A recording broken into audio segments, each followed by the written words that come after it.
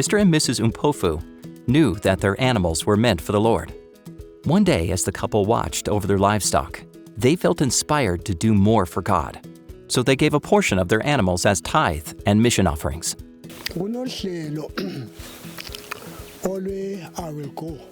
What moved us as husband and wife to not just give our tithe, but also a bull as offering, is the current GC strategic plan of I Will Go. That challenged us very much because the Bible says everything belongs to God and we are just His stewards. We're following the scriptures that there's great blessings in giving, and that touched our hearts so much because the Lord has been so good to us. Out of the 31 animals they owned, they tithed 3 cows and gave 1 bull for the mission offerings.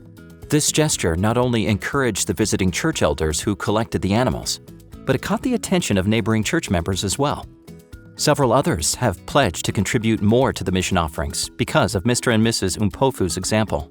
The mission offerings make a huge difference around the world and can make the greatest impact when given faithfully and regularly.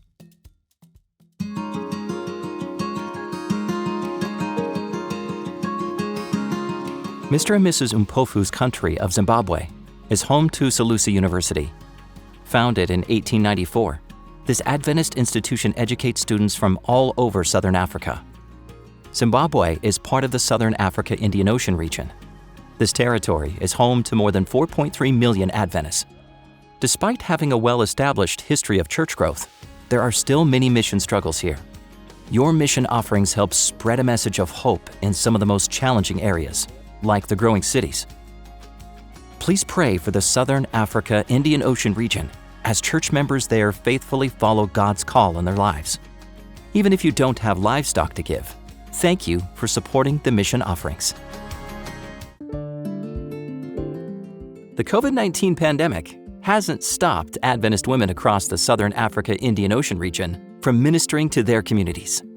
Since the lockdown, women from churches across Madagascar have been involved in outreach to the most vulnerable. To help stop the spread of COVID-19, a group of women came together to sew hundreds of masks to be distributed. They also donated warm clothes to get families through winter. Healthy food can be hard to access, so every week, Adventists visit remote villages to provide hot meals to the less fortunate and vulnerable children. More than 400 children have benefited from this. In addition to sharing meals, the Women's Ministries Department has been able to broadcast workshops and special programs, including a week of prayer. The daily studies were broadcast on several radio channels and social media on YouTube and Facebook. Thousands of viewers and listeners tuned in daily, and the feedback at the end of the week of prayer was overwhelming. Many have shown interest in getting to know more about Christ and the Seventh-day Adventist Church. On Reunion Island, the Women's Ministries Department has set up a daily morning devotion at 5 a.m. on Google Hangouts. This has been a great experience, with over 25 regular attendees, including some who are not Adventist. Despite the challenges, women across Southern Africa have continued to bless those around them by following Christ's method.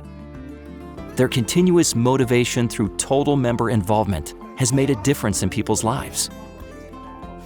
Please pray for the outreach efforts of women in this part of the world. Thank you for supporting mission.